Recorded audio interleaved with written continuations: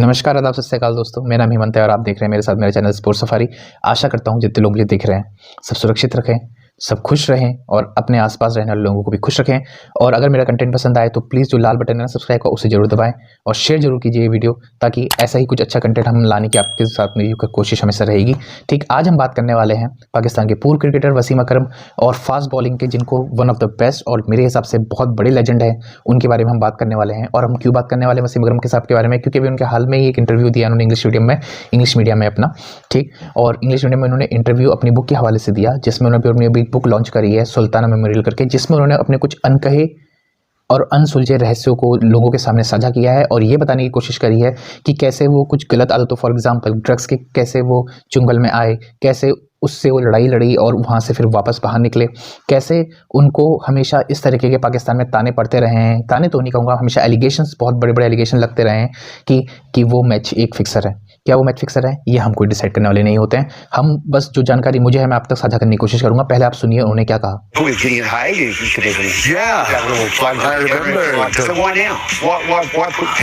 Okay, that's a very good question. When the world, like Australia, cricketing world, Australia, West Indies, England, India, when they talk about World 11, when they talk about the best bowler in the world, one of the best or whatever, my name pops up. But in Pakistan, this generation, this social media generation, they are the one who come down, every comment they said, oh, he's a match fixer, not knowing what it was. I passed that stage in my life, I have to worry about people. But then I realized my Shanira, my wife, actually said, you boys have grown up, your daughter is growing up, and they should know exactly what you've been through as an individual. जैसा कि आप देख रहे हैं कि वो अपने interview में साफ कह रहे हैं कि अगर आप किसी top nation, for example Australia, England, India, south Africa, अगर इनके किसी भी पूर्व क्रिकेटर से पूछेंगे तो वर्ल्ड्स कहते हैं माय वर्ल्ड 11 बनाने को, किसी भी पूर्व लेजेंड से, फॉर एग्जांपल आप सचिन से पूछ लीजिए, आप सहवाग से पूछ लीजिए, आप लक्ष्मण से पूछ लीजिए, ठीक, आप गांगुली से पूछ लीजिए, आप राहुल द्रविड़ से पूछ लीजिए, आप स्टीव वॉ से पूछ लीजिए, आप रिकी पॉन्टिंग से पूछ लीजिए, आप जिनसे चाहे, जितने पूर्व लेजेंड, एडम गिलक्रिस्ट, मैथ्यू हटन, आप जिनसे चाहे उनसे पूछ लीजिए, तो वो उनका कहना है कि उनकी वर्ल्ड 11 में हमेशा वसीम अकरम रहेंगे। और ये बात सत्य है। वसीम अकरम अपने आप में एक अजूबा थे बॉलिंग में। उनकी रिवर्स स्विंग, उनकी इन स्विंग लेफ्ट आर्म से, उनकी जो हाइट और विद पेस वो बॉलिंग तक डालते थे।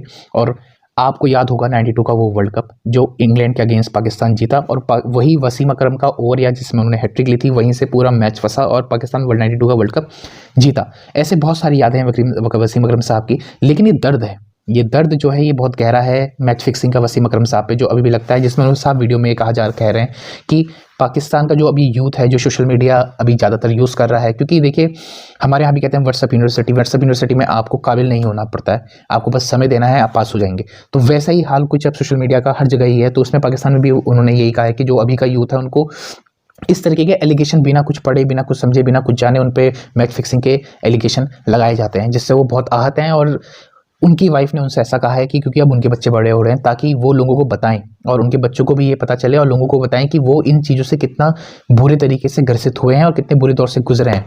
तो मैं कामना करता हूं कि वसीम अकरम साहब जो मैसेज देना चाह रहे हैं शायद वो पहुंच जाए। लेकिन हमें तो बात करनी है कि आखिर ये मामला है क्या। देखिए दोस्तों, ये मामला है एक्चुअली अर्ली 90s में, आप कह सकते हैं। ठीक, अर्ली 90s में ऐसे बहुत सारे एलिगेशंस लगाए गए थे जिसमें पाकिस्तान के बहुत बड़े बड़े क्रिकेटर्स के ऊपर मैच फिक्सिंग के आरोप लगे थे। मैच फिक्सिंग के आरोप इतने बड़े क्रिकेटर्स लगे थे, फॉर एग्जाम्पल जावेद मियादा साहब पे मैच फिक्सिंग के आरोप लगे हुए थे। ठीक, आपके कहते हैं सलीम मलिक पे लगे हुए थे। ठीक, आपके इजाज़ अहमद पे लगे हुए थे, आपके वसीम अकरम साहब पे लगाए हुए थे, वकार यूनिस पे लगे हुए थे।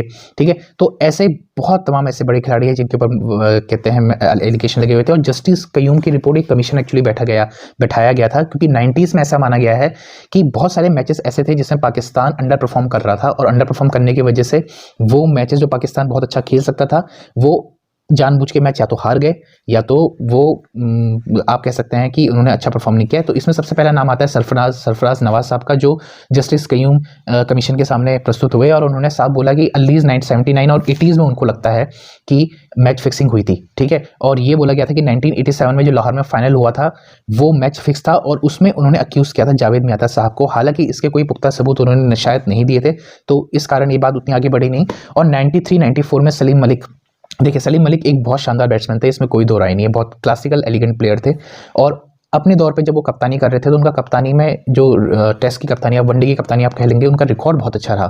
ठीक, तो सलीम मलिक पे ये आरोप भी लगे हैं उस जस्टिस कयूम रिपोर्ट में, जिसमें बहुत सारे ऐसे एक फॉर एग्जांपल एक जर्नलिस्ट थी जिनका नाम असलम था। ठीक, तो उन्होंने ये आरोप लगाया था सलीम मलिक पे, ठीक, कि सलीम मलिक अपने कुछ मैचेस पाकिस्तान के 90s में अपने खिलाड़ियों को कह के मैच फिक्सिंग करवा रहे थे, जिसमें उन्होंने कहा था अराउंड 40 लाख का उनको एक बार ऑफर आया था सलीम मलिक को, जो उन्होंने शायद मैच फिक्सिंग के लिए, मैच फिक्स करने के लिए।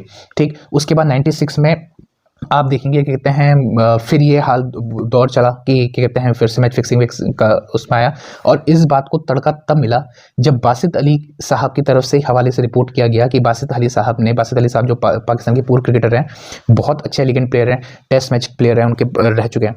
ठीक है, तो काफ़ी हाईली रेट किया जाता है, उनकी अपनी कोचिंग भी है और बीच में उन्होंने अपना यूट्यूब चैनल भी चलाया था।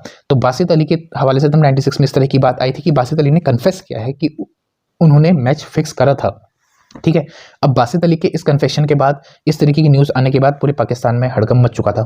ठीक है, और फिर 90s में ही अराउंड क्या हुआ था कि ऑस्ट्रेलिया की टीम पाकिस्तान आई थी, 3 टेस्ट मैच की सीरीज खेलने आई थी, जो कि बहुत अच्छे से गुजरे, लेकिन उसके 2 या 3 महीने बाद फिल विल्किंस करके ऑस्ट्रेलियन जर्नलिस्ट थे, उन्होंने पाकिस्तान क्रिकेट बोर्ड को हवाले से उन्होंने एक रिपोर्ट करी जिसमें उन्होंने दावा किया कि पाकिस्तान के 2 से 3 क्रिकेटर ऐसे हैं जो कराची टेस्ट मैच से, जो पहला टेस्ट मैच है ऑस्ट्रेलिया और पाकिस्तान का, जो कराची टेस्ट मैच है, क्योंकि वो कराची टेस्ट मैच आप देखिएगा उसमें पाकिस्तान बहुत बुरा परफॉर्म किया, तो उसमें उन्होंने कहा था कि करीबन 2 से 3 प्लेयर ऐसे हैं जो मैच फिक्सिंग के उसमें शामिल हो सकते हैं। ये फिल विल्किंस का जो ऑस्ट्रेलियन जर्नलिस्ट था उनका दावा था।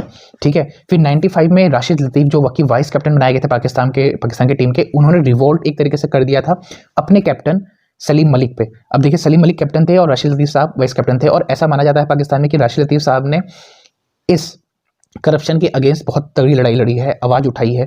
ठीक है, देखिए वो क्या बोलते हैं इंडिया के खिलाफ, हमें कोई बिल्कुल ज़्यादा फर्क इसलिए नहीं पड़ता है क्योंकि वो उनकी राय है, वो उनकी अपनी राय हो सकती है पर्सनल, लेकिन पाकिस्तान में उनको इसलिए हाईली रेट किया जाता है क्योंकि उनका ऐसा माना जाता है कि उन्होंने अपना कैरियर दाव पे लगाया, जिसकी वजह से क्योंकि उन्होंने एलिगेशंस पे आवाज़ उठाई, मैच फिक्सिंग पे आवाज़ उठाई, तो उनको साइडलाइन करा गया पाकिस्तान की टीम में। ठीक है, तो वो उस समय पाकिस्तान के वाइस कैप्टन थे और उन्होंने सलीम मलिक साहब पे, जो अभी बीच में परसों इंडिया के खिलाफ ऐसी बात कर रहे थे कि इंडिया जानबूझ के मैच हार गया, मैंने उस टाइम पे भी ये वीडियो कही थी कि जो खुद वैसा होता है उसको पूरी दुनिया वैसी लगती है, तो राशिद लतीफ़ ने सलीम मलिक के खिलाफ बिल्कुल रिवोल्ट कर दिया था। ठीक, तो एक तरह से पाकिस्तान की टीम 2 धड़े में बढ़ चुकी थी, और जो कहते हैं उस टाइम पे कौन कौन से खिलाड़ी जो पाक साफ थे, जैसे जिन पे एलिगेशंस के इल्ज़ाम या जिन पे कोई भी दाग नहीं था, उस समय बहुत चंद खिलाड़ी थे, बहुत ही कम खिलाड़ी ऐसे माने जाते थे, जैसे राशिद लतीफ़ साहब, ठीक है, आपके शोएब अख्तर साहब, ठीक है, इंजमाम उलग, तो ये लोग ऐसे कुछ थे जिन पे कोई दाग नहीं था, और इन लोगों ने ही एक तरीके से अगेंस्ट जो फिक्सिंग चल रही थी उसके अगेंस्ट बोलना स्टार्ट किया था। ठीक है, और बासित अली ने ये बात खुद कबूली है कि 93-94 के करीब जो शारजा में एक टूर्नामेंट हुआ था ऑस्ट्रेलियन कप, उसमें इनको सुबह सुबह कॉल आई थी जिसमें इनको कुछ पैसे ऑफर किए गए थे कि अगर आप 10 रन के अंदर आउट हो जाएंगे तो हम आपको इतना पैसे देंगे। तो उन्होंने अपने मैनेजर को रिपोर्ट किया कि भाई मुझे इस तरीके का ऑफर आया हुआ है। तो वहाँ पे जब 94 में इस तरीके की बात हुई तो पूरी पाकिस्तान की टीम में हड़कंप मच गया। टीम मीटिंग बुलाई गई, टीम मीटिंग में कुरान के ऊपर इनसे कस्में खिलवाई गई कि आप जो खेलेंगे अंडर परफॉर्म नहीं करेंगे, आप अपने पूरी इसमें खेलेंगे। तो कहने का मतलब ये था कि भरोसा नाम की चीज़ पूरे 90s के दौर में जा चुकी थी, कोई खिलाड़ी किसी पे भरोसा नहीं कर सकता था। और इस चिंगारी को आग देने का काम करा, इस चिंगारी को आग देने का काम करा हारून राशिद साहब ने, जो पाकिस्तान के कोच भी रह चुके हैं। उन्होंने ये एडमिट किया है कि कुछ मैच पाकिस्तान के फिक्स थे। फॉर एग्जाम्पल उन्होंने एक एशिया कप का पाकिस्तान और श्रीलंका का मैच कोट किया है जिसमें उन्होंने कहा कि वो मैच फिक्स था। उन्होंने ये भी बोला कि इंडिया का और पाकिस्तान का जो मैच था कराची में 97 में शायद जब इंडिया गई थी पाकिस्तान, तो वो मैच भी फिक्स था। ठीक है, और उन्होंने साफ तौर पे 2 लोगों पे एलिगेशन लगाए थे जिसमें सलीम मलिक थे और वसीम अकरम साहब थे।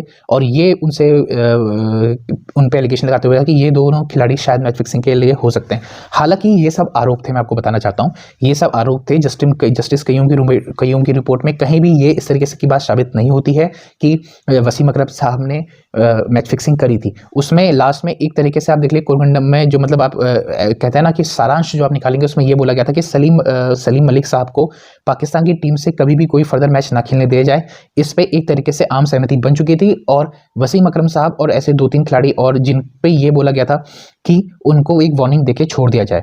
तो ये थी जस्टिस कयूम की रिपोर्ट जो उस हवाले से बंद हो चुकी है, उसके बारे में कभी बात नहीं होती है। राशिद लतीफ़ साहब ने एक बार जरूर अपने कोर्ट बिहाइंड के मंच में ये बात बोली थी कि एक बार वंस फॉर एन ऑल इस मुद्दे को ख़त्म करा जाए, सबको बैठाया जाए और पूरे लाइव शो के दौरान पूरे लोगों की, जनता के सामने इस तरह की बातें करी जाए ताकि लोगों को सच पता चले, क्योंकि ये मिस्ट्री है। देखिए, जब तक आप गुनाह साबित नहीं कर देते तो वो आप कैसे वसीम अकरम साहब को गुनहगार मानते हैं। तो यही दर्द वसीम अकरम साहब का अपने इस इंटरव्यू में झलका है।